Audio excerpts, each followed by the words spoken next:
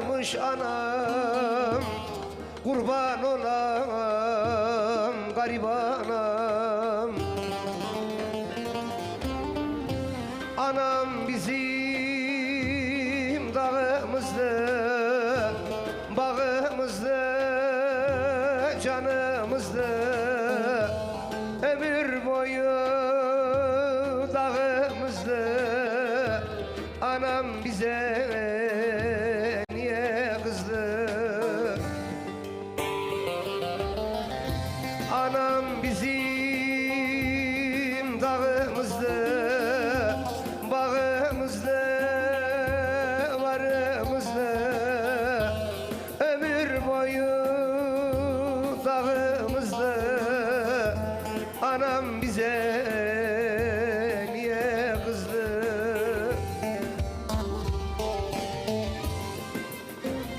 Diz katlanmış, beli bükülmüş, birer birer saçları dökülmüş. Anamın da dişleri dökülmüş, evimizin de kerpiçleri sökülmüş.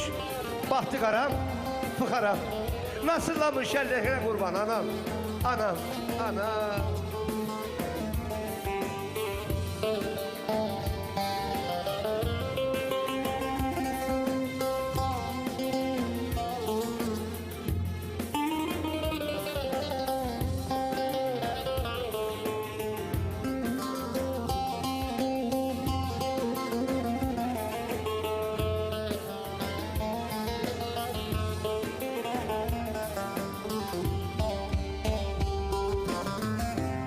Bayramda beklemiş durmuş, gelenden gidenden sormuş.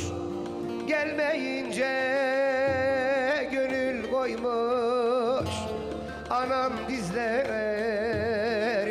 vurmuş. Anam bizim dağımızdı, bağımızdı, varımızdı. Ömür boyu canımızdı. Anam bize niye kızdı? Ah anam bizim dağımızdı, bağımızdı, canımızdı. Ömür boyu dağımızdı. Anam bize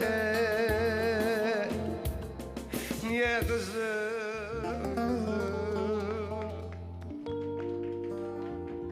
Beyine sağlık, kalemine sağlık. Eyvallah canım. Vallahi duygulanmamak elde değil. Ben de öyleyim. Anacığım iyi ki varsın. Annem de Ya. yanımda vallahi. Hemen böyle anneme dönesim geldi. Üstadlarım bir harikasınız. Deniz Canım, üstadım, elinize sağlık. Umut üstadım. İyi ki varsınız. Canlarım benim. Beni çok özlemişler. Ya Sor. Özlediniz mi de? Allah hepinize sağlık versin. Bak görüyorsun. Özlediniz mi beni? Very good, very good. Hayran oluyorum, öyle çok diyorlar ya, o kadar çok mutlu oluyorum ki. Şimdi kendisini tanımaktan onur ve şeref duydum. Gerçekten evimi taşımasında o kadar büyük bir emeği var ki Altman sponsorum da ilerleyen zamanlarda zaten de göreceksiniz. Beşler Nakliyat, evden ele nakliyat, taşımacılık. Çok kıymetli Necavet Bey'e, değerli ailesine de birbirinden güzel türküleri armağan etmek istiyorum. İyi ki varsınız. Gerçekten tüm çalışanlarınızın emeğine, yüreğine sağlık. Necavet abime, değerli eşine, çocuklarına, hepsine selamlarımı ulaştırmış olayım. Metin abi götürdün bizi ya. Vallahi nerelere götürdün. Ben biraz Ama birazdan yine hareketli türküleri de istiyorum. Olur tabii tabii, Olur var mu? var var. Evet, şimdi yine o zaman şöyle çok güzel mesajlarım var ama ikinci bölümde okuyacağım değerli dostlar. Alttan da geçiyor Bak zaten. Tokat Niksar'dan kızınız Zekiye Gündoğdu, Evet. Hüseyin Gündoğdu seni dinliyor. Ay sağ olsunlar, hepsine selam olsun. Gündoğar yani, ben soy istem bazen Gündoğdu'yla karıştırıyorum Öyle da. mi? Gündoğan. Gündoğan ailesine de selamlarımı ulaştıralım. Evet. Şimdi yine iki tane güzel bir eser okuyacağım ben de. Eşlik edebilirsiniz. Ya, tabii tabii.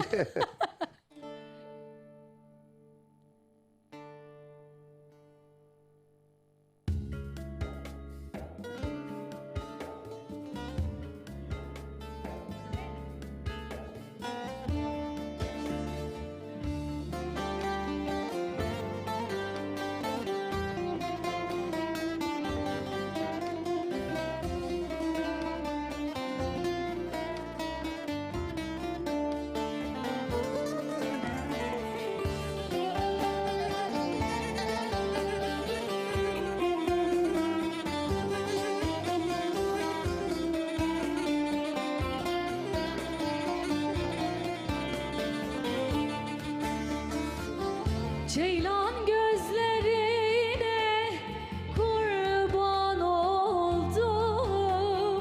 Tanrı selamını almaz mısınız? Almaz mısınız? Mevlam sizi süs için mi yaratmış? Siz gel demeyince gelmez misiniz? Mevlam sizi süs için mi yaratmış? Siz gel demeyince gelmez misiniz?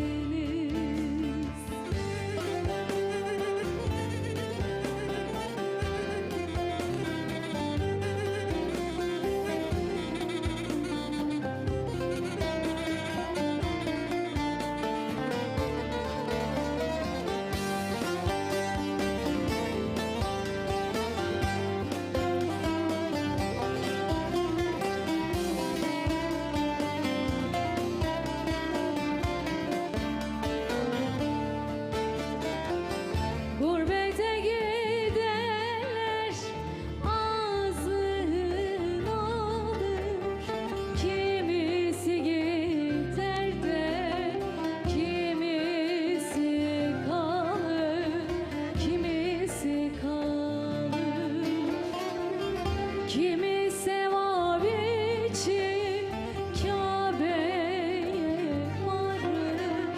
Kabe kapınızda bilmez misiniz?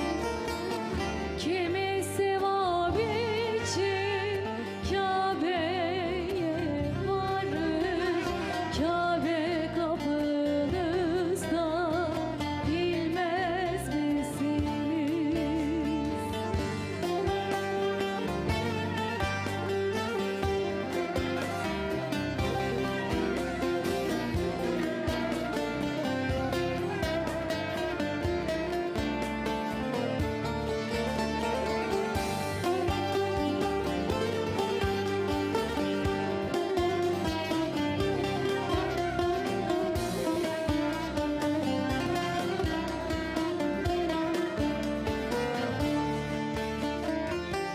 Sümaniyem ben bu derdini derim.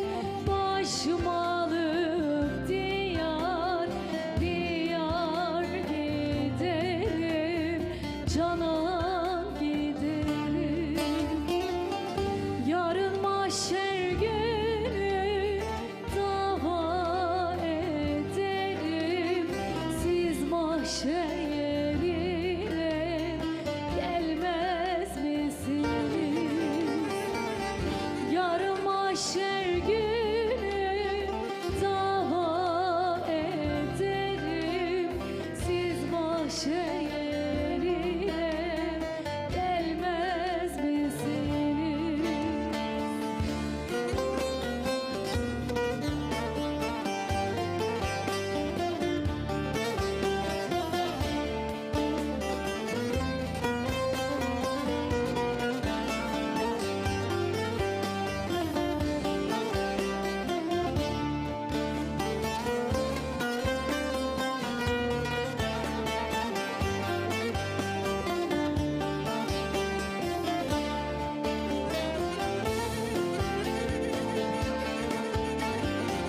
Değerli Metin Çiftlik. Bu arada Ali Sultan'a selam gönderiyorum. Ali Sultan'a selam olsun, Çınarlara selam olsun. Şimdi- Pir Sultan'ın güzel bir deyişini sizlerle buluşturduk. İlk başta okuduğumuz güzel bir Erzurum yöresine aitti. Hemen arkasından türkü yolculuğumuza devam ediyoruz. Dolu dolu türküler diyoruz, hemen Sivas'a geçtik. Evet. Buyurun efendim. Şimdi benim çok değerli abim var. Az önce de biliyorsun radyoda senden önce. Evet. Radyo Ekin'de. Sağ olsun İmparator geldiğimi duydu. Hemen bir hediye ediyor işte bir çifte. Bilmem ne restoran reklamını Evet. yapıyor bugün. Aynen. Dedi ki ne söyleyelim? Dedim ki Sivas'ın bir kaplıcası var. Dünyaca meşhur. Oo, çok Onu hangi kazasında? Bu diye da sağ ol sordunuz. sordular. Evet, Kangal olduğu için. Ünsal ailesine selam olsun. Baktım Fuat abi de diyor ki mesaj atıyorum gelmiyor. O yüzden de aklıma geldi bugün. Evet. Yarışmada o da Mesajlarda var. bir yoğunluk var. Birazdan Ailece sizde de okuyacağım. seni değerli izliyorlar izleyenler. aslında. Anneni babanı da bu sene götür kaplıcaya. Balıklı kaplıca dünyada en büyük Davet şifası. ettiler de götürmedik mi? Ya biz sen canımız kurban. Sen bizim kızımızsın, o ne demek ya? Öyle değil Rahmetlik artık. Demirel gibi dedi. Ya. Allah rahmet eylesin. Var da biz mi okumadık mı dedi. Var da biz mi içtik demiş. Aynen öyle. Evet, şimdi- Doğru. Hadi bakalım. Türkü söyleyelim. Bu arada söylemeden önce Sultan Gazi Zübeyde Hanım mahalle muhtar adayımız bizlerle birlikteymiş. Hüseyin Bozkır. Bozkır. Evet, Evet, sağ olsun, Sağ var olsun. olsun. Aramızda bugün. Evet, Bir de beni de aramızda. çok sever. Senin de bahsettin. Sağ olsunlar. Baba Sivas Ayaklarına olunca, sağlık. Koyulusu Anada Tokat olunca dedik gel ikisi de burada dedik. Ne kadar güzel Sağ olsun. olmuş. Muhtar adayımıza şimdiden yolu bahtı açık olsun. Hadi İnşallah. bakalım. Hepimiz İnşallah yanındayız muhtar onun. olursun, bir de burada yine yer alırsın. İnşallah. Teşekkürler. Bu arada Buyurun. bizim Sait Usta, bizim Murtaza Ünlü var, çok karatede bir numara kardeş, 6. danda. Onun eniştesi aramış. Ömer Oğuzhan, özellikle okuyun. Ömer Oğuzhan çok iyidir, çok kastır ama biraz cimridir ya. Kızar şimdi, niye öyle diyorum? Neden öyle Yani dedin? senin gibi kardeşlerimize kart versin, inşaat sektöründe bir numara zengin durumu. Ta nereye bu bizim o taraflarda da şey var. Bir inşaat Doğrudur, yapıyor. Allah ve daha Allah daha çok çok versin. versin. Aynen öyle. Ben diyor Hadi ki bakalım. Ayşegül kardeşime yeni yayın döneminde Ekin Türk TV'ye hayırlı olsun. TRT'de diyor teşekkürler. olan Türk'ün de oku. Birinci oldu benim türkü TRT'de. Evet. Onu da oku dedi ama ben buradan selamımı göndereyim. Elçiye zeval olmaz diye ben de Tabii. gönderdim. Severim Ömer Oğuzhan'ı. Yine İlhan Karabağ Kayseri'den, Remzi Gül iş adamımız Sivas'tan izliyor. Rıdvan Azman babam diyor. Zekiye Gündoğdu, Ecevit Yavuz. Ayfer ablam da izliyor. Bunları yavaş Hadi, yavaş. hadi Türkiye. Ayağa mı kalkalım? He, hadi. Hadi kardeş, si bemol. Kader bize ne zaman gülecek? Evet.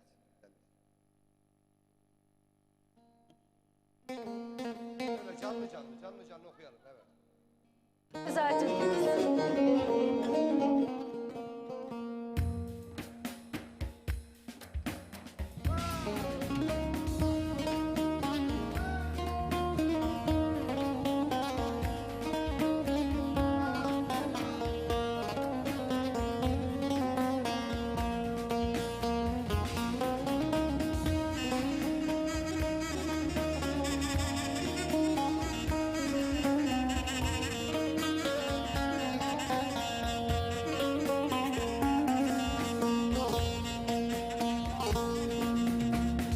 Kışı bitmiş ömrümün bağına, bir gün bahar gelecekmiş ne zaman. Benim diyen her can dayanmaz buna. Kader bize gülecekmiş ne zaman, zalim zalim. Ne zaman hayın hayın, ne zaman hiçbir zaman. Kader bize gülecekmiş ne zaman, zalim zalim. Ne zaman hayın hayın, ne zaman hiçbir zaman.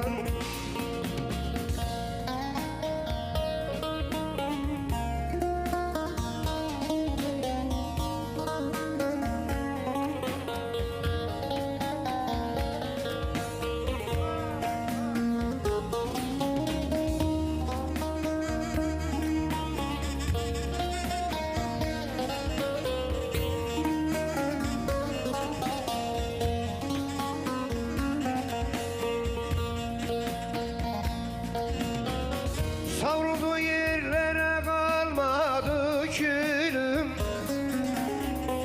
Kocaman gövdeyim hanı yamanım. Beni bir başıma koyan o zalim. Bir gün bana dönecekmiş ne zaman, zalim zalim. Ne zaman hayın hayın, ne zaman hiçbir zaman. Gözyaşımı silecekmiş ne zaman, zalim zalim. Ne zaman hayın hayın, ne zaman hiçbir zaman.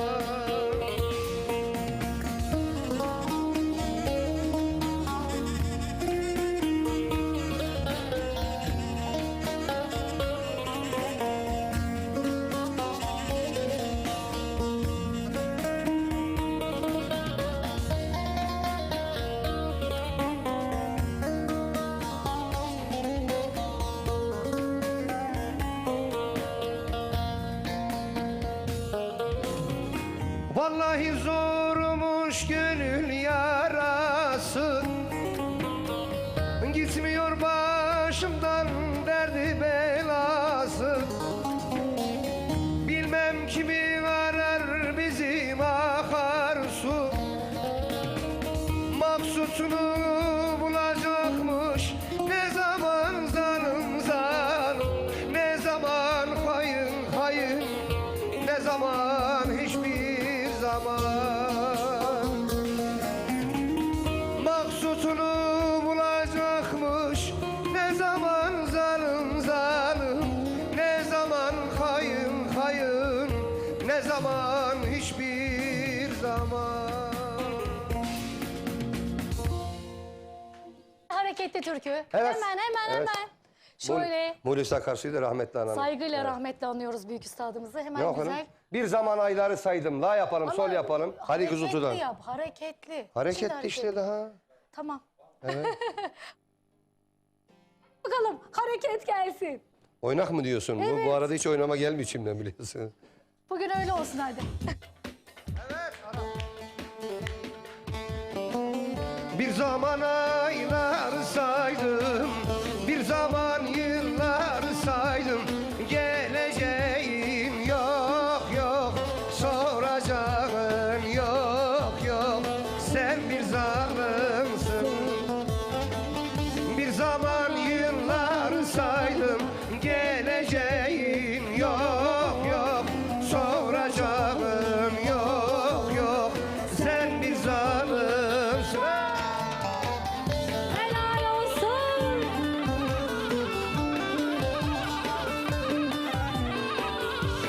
Hele hele hele. Harikasın müzik çiftlik.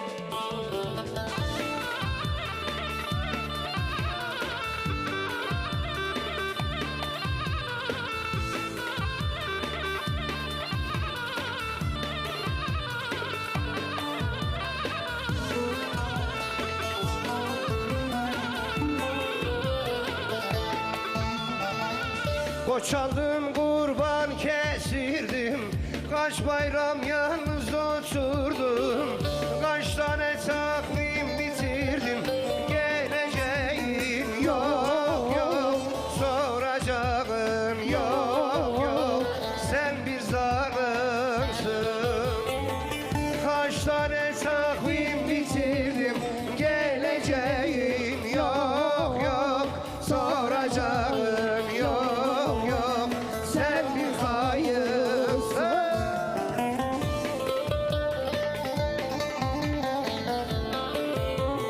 Hele hele hele hele.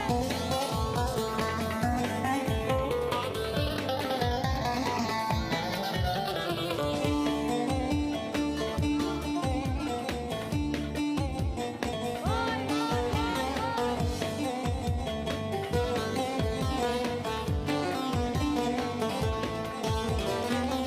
Kızıltuğum çalar telden, el vefalı çıktı senden.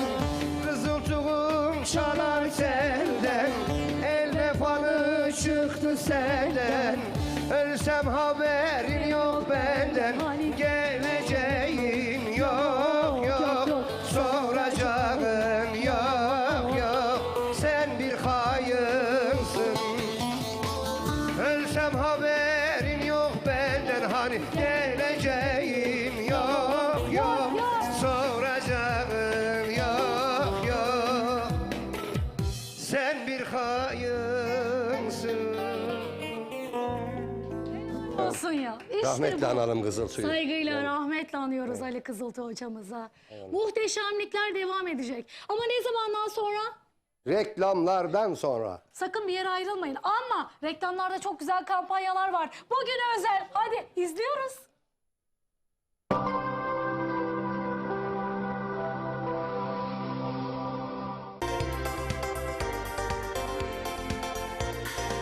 sevgili izleyenler, herkese merhabalar. Biz yine Ekin Gayrimenkul olarak şu anda Gelibolu'dayız. Muhteşem güzel bir hava var. Gelibolu Bolayır Mahallesi'ndeyiz. Projemizin hemen yanındayız. Birazdan tabii denizi de göreceğiz. Bütün ekranlardan göreceksiniz. Efendim şu anda burada bulunan, Bolayır'da bulunan parsellerimiz tamamı 205 metrekare. 205 metrekare parsellerimiz imarlıdır. Hemen ana yolun kenarında ve Datça hemen sitesinin yanında. Elektriği mevcut, suyu mevcut. Hemen ben burayı da göstermek istiyorum. Burada kanalizasyon var. Onu da gösterelim. O da mevcut, altyapısı. İmarlı, muhteşem konumda güzel bir araziden bahsediyorum.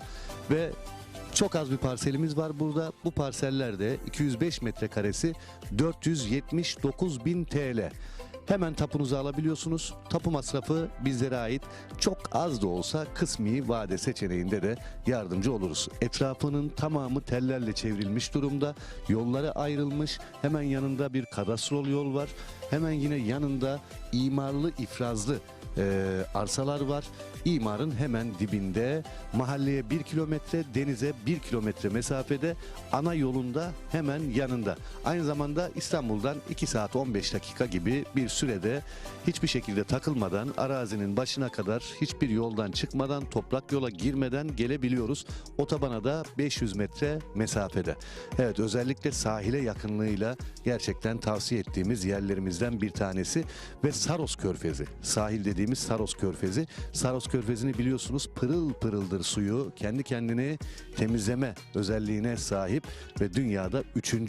Evet, bu bölgede benim de bir yerim, gayrimenkulüm olsun istiyorsanız, ileride böyle kendime güzel bir villa yapayım, güzel bir yerim olsun istiyorsanız gelin bu fırsatı değerlendirin. Hafta sonu servisimizde gelin ve burayı görün. Ekran altında numaramız var.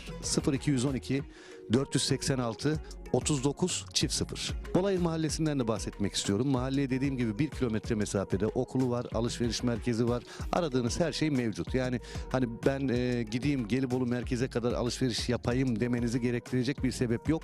Her şey mevcut. Yani yazın burada bir eviniz olduğu zaman sahile yürüyerek 5 dakikada gidebilirsiniz. Gerçekten çok yakın mesafede, 1 kilometre mesafede. Dediğim gibi sahili de tertemiz. Gözdekent sitesi, Datça, Gözdekent villaları var.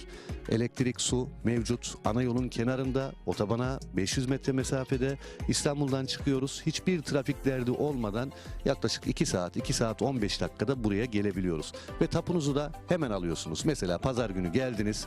Ücretsiz servis araçlarımızla saat 11'de Beylikdüzü'nden kalkıyor araçlarımız.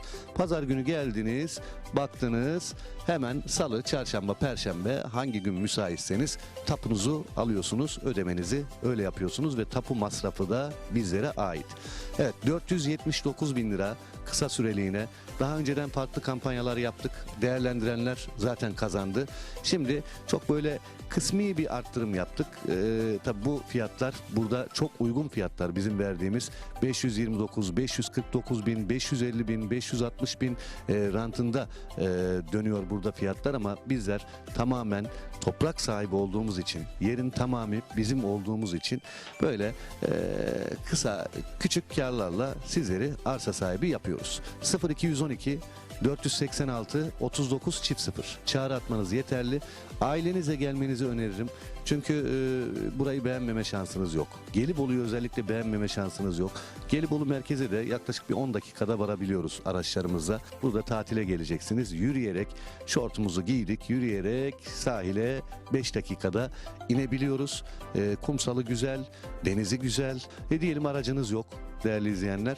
Ne yapıyorsunuz biliyor musunuz? Beylikdüzü'nden servisler var. Biniyorsunuz. Özel turizmler var. Buraya kadar, sizleri Gelibolu'ya kadar getirebiliyor. Gelibolu'dan da burası zaten bir 10 dakika mesafede. Ama aracınız varsa dediğim gibi 2 saat gibi kısa bir zamanda burada olabiliyorsunuz. Önemli olan şu: almış olduğunuz arazi elektriğe sahip, suya sahip, altyapısı var, kanalizasyonu var ve ana yolun hemen kenarında bütün yerler ayrılmış. Evet, görüyorsunuz burada zaten Datça Gözdekent sitesi var yanında, elektrik direkleri var. Sonra yine etrafında evler var, yerleşim var. Düşünün, otobana zaten 500 metre mesafede diyorum. En güzeli hemen ana yolun kenarı. Burayı gösterdim, hatta ben yürüyeyim. Şöyle geldiğim zaman bakın, burası yol. Buradan araçlar geçiyor. Sahile giden araçlar var. Buradan otobana bağlanan araçlar var. Yine işte kanalizasyon burada hemen yanı başımızda. Elektrik direkleri var. Şeyi de görüyorsunuz zaten. Etrafını komple çevirdik. Villaların hemen yanında gerçekten güzel konumda parsellerimizden bahsediyoruz. Gelibolu Bolayır Mahallesi. Evet, gerçekten şirin, güzel bir mahalle ve